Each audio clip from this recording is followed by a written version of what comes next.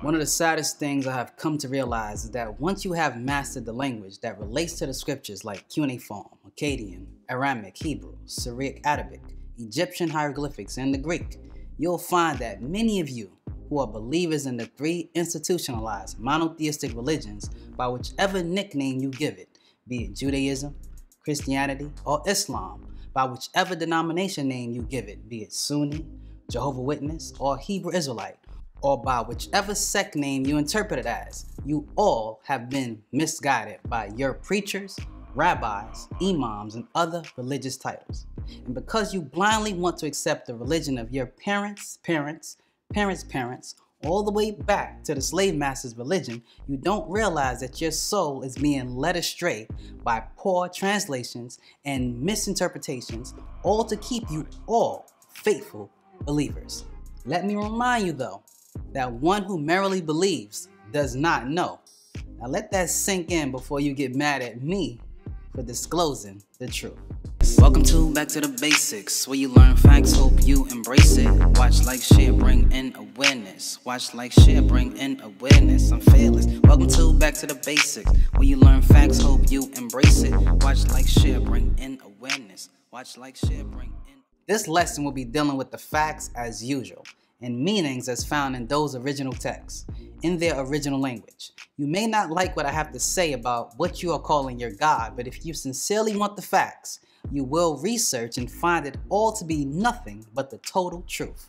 We live in a day and time where the entire world has been influenced by religion in some shape or form.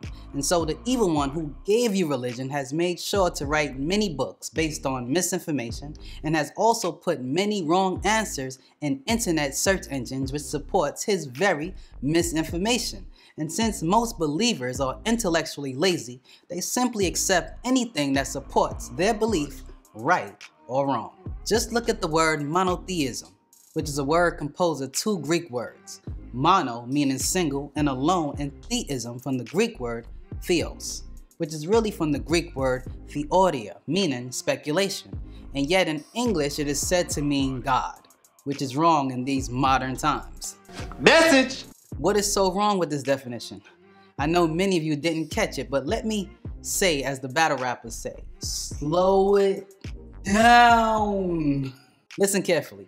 It is impossible for the Greek word theos to mean God, simply because the Greek language origin dates back to between 1450 and 1350 BC.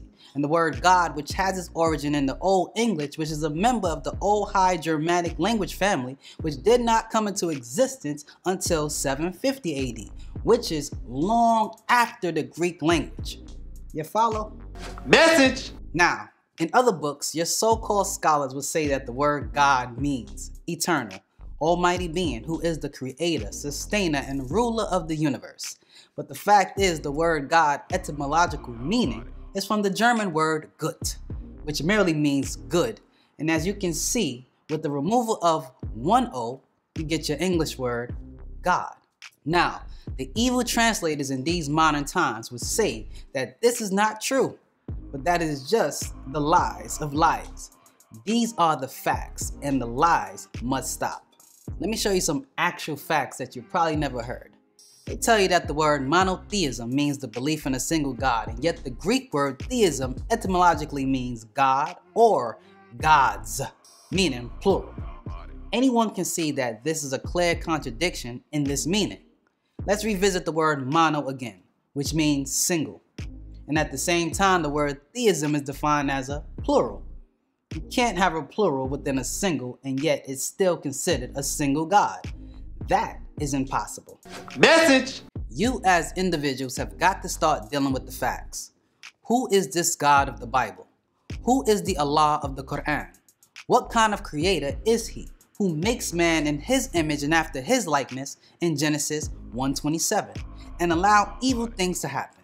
And if man was made after the image of God, then everything about man should be exactly as God. What does that say for the God that you worship? You have got to address yourself and ask, do I really know who I'm worshiping? And do I really know the meaning of this word, God? And more importantly, do I want to know? For many people do not really want to know, for they're comfortable in what they think they know based on the lies they have been told since children.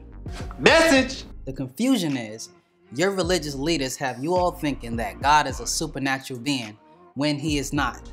They have given you a misinterpretation of the Almighty, the real Almighty that is the source of your existence. This Almighty source who created you and gave you your senses is not the same God that you worship in the Old Testament, the New Testament, or the Quran. These three major religions believe in the same extraterrestrials and simply call them by different names such as God, Yahweh, or Allah, when really they are nothing but the Anunnakis, and some the Neteru. Message! The word God, when translated from other languages, is the most common English translated word throughout the world, and it is interchangeable when referring to humans. Don't believe me? Check it out. You can look up the following quote, such as Genesis 3:5, to see how the word God is used for human beings, where it states, "And ye shall be as gods." And ye, meaning you, or all of you. The Aramaic Hebrew word used for God here is Elohim, meaning judges. The word Elohim, as found in Genesis, is falsely translated as God in English to give the impression that it is in a singular form, when in actuality it is in a plural form. What do I mean? Well, in the etymology of the word, each person can be an Elo, but Elohim is a group of beings, angelic or human. So when an Elohim steps away from the group, he or she becomes an Elo, and the supreme being amongst that group is referred to as the El. So, just like in English, any word that has an S on the end, it becomes plural. Well, in Hebrew, any word that has a yod, mim, at the end, it becomes a plural as well. Message! So, do not be fooled by false translations which tells you that the word Elohim means God. That just isn't true. The purpose for explaining this is so you can better understand that the word Elohim could not be referring to one entity as these translators claim and would like you to believe. Now, the same tricks that are played in the mistranslations of the word God in the Torah and the Bible are the same games played in the Quran with the word Allah. The word Allahumma is found a total of 5 times in the Quran. That's 336, 5114, 832, 1010, and 3946, which is the same as the Aramaic Hebrew word Elohim found in Genesis 1:1, which states, "In the beginning, God created," which is really the plural Hebrew word Elohim. Yet they try to make you think there is only one God in English. Message! You can find dual and plural of the name Allah in the Quran. That is Quran 5:116. The dual of the word Allah that is being used here is the Arabic word Ilahain, meaning two Allahs. Now, let's take the word Alihatuna, found in Quran 43:58. In Arabic, Alihatuna is one of the plural forms of Allah, which translates in this quote meaning our Allahs. Thus, you find Allah in the Quran as a plural, whether it's referring to other Allahs or other people or not. So, you see, Allah is also used as a plural form for God, and thus each man is an Ilah. The mistranslators will also try to convince you that Allahumma is singular. However, it is a group of beings, angelic or human, just like Elohim in the Torah or the Bible. Now, in the New Testament, which uses the Greek language, the word for God is Theos. As I explained before, the word Theos etymologically refers to both God or gods, meaning it's plural and interchangeable. This clear contradiction can be seen in Acts 14:11, and I quote, "The gods are come down to us in the likeness of man." The word for God here is the Greek word Theos. Then in Matthew 5:8, where it states, "Blessed are the pure heart, for they shall see God." The same word Theos is being used again, but only as a singular form for the word God. So even in the Greek language, they can't decide whether or not they want to use the Greek word, which is obviously a plural.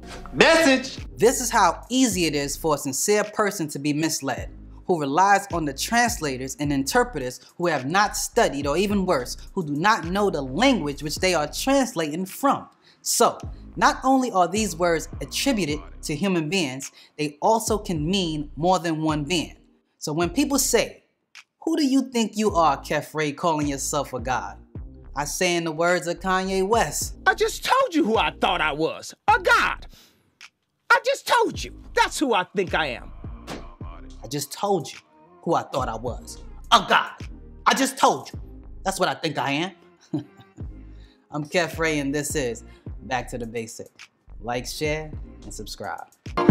Facts we stated. You wanna know something? Go back to basics. Most saw a trap and was called the Matrix. The world frivolized, yet it's hard to face it. So I spread truth, hope you embrace it. Watch, like, share, bring in awareness. We born to be woken, this the awakening. Said we born to be woken, this the awakening. I'm fearless. Welcome to Back to the Basics, where you learn facts, hope you embrace it. Watch, like, share, bring in awareness. Watch, like, share, bring in awareness. I'm fearless. Welcome to Back to the Basics.